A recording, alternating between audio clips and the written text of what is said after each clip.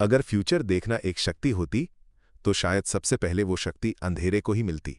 मैं ये बात अब समझ चुका हूं, क्योंकि जब आप कल को देख लेते हो तो आज कभी नॉर्मल नहीं रह पाता। मुझे सपने आते हैं, पर वो सपने नहीं लगते। वो जैसे किसी और जगह से भेजे गए विजुअल्स होते हैं, रॉ, बिना म्यूजिक के, बिना इमोशंस के, सिर्फ सच। मैं पहले उन्हें इग्नोर करता था, सोचता था ओवर थिंकिंग है, दिमाग का खेल। फिर एक रात मैंने देखा एक आदमी मेट्रो के प्लेटफॉर्म पर खड़ा है, उसके हाथ में फोन है, स्क्रीन क्रैक्ड है और उसके चेहरे पर एक अजीब सी शांति। सपने में हाई ट्रेन आई। उसने एक कदम आगे बढ़ाया। मैं हिस्सा नहीं बना, सिर्फ देखता रहा। सुबह उठकर जब न्यूज़ खोली, वही स्टेशन, वही टाइम, वही आदमी। दिन कुछ टूट गया मेरे अंदर। कोई भरोसा, या शायद कोई दीवार जो रियलिटी और इमेजिनेशन के बीच थी। उसके बाद सपने रुके नहीं। उन्होंने लाइन बना ली, रोज रात फ्यूचर, रोज सुबह उसका कंफर्मेशन। मैं नींद से डरने लगा, पर नींद मुझे छोड़ के नहीं जाती थी। मेन फ्यूचर बदलने लगा क्योंकि फ्यूचर मुझे देखने लगा था। जैसे वो पूछ रहा हो, अ फ्लैट क्या करेगा? कभी एक छोटी सी चीज बदल देता था, कभी कुछ बड़ा, और हर बार जब फ्यूचर फेल होता, एक नया फ्यूचर जन्म लेता। लेकिन नए फ्यूचर्स ज्यादा गंदे दा, ज्यादा क्रूएल, ज्यादा पर्सनल। अ फ्लैट सिर्फ शहर नहीं मरते दा, अ फ्लैट लोग मुझे जानते दा। एक सपने में एक औरत ने मुझे देखा और कहा, तुम वजह हो। मैं समझा नहीं, पर उसकी आंखों में नफरत नहीं थी, उसमें थकान थी, जैसे उसने मुझे पहले भी देखा हो, कई बार। फिर सपनों में मैंने चीजें नोटिस करनी शुरू की। बैकग्राउंड में ग्लिच, आवाज थोड़ी लेट आना, लॉक सेंटेंस कंप्लीट करने से पहले रुक जाना, जैसे रियलिटी खुद सोच रही हो कि आगे क्या बोले। एक रात सपना बहुत अलग था।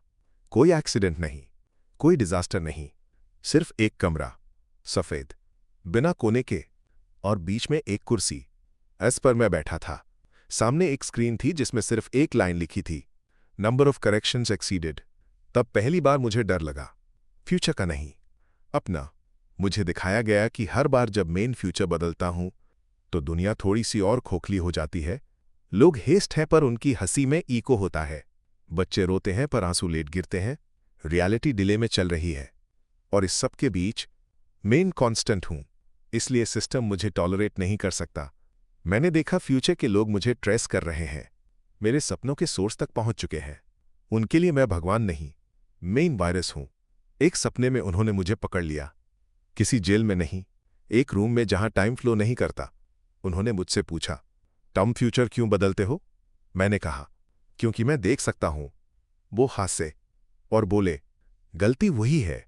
फिर उन्होंने मुझे असली सच दिखाया। मेन फ्यूचर पहली बार यूएस दिन देखा था जब मैं बच्चा था, जब मैंने एक डिसीजन लिया था जो मुझे याद भी नहीं।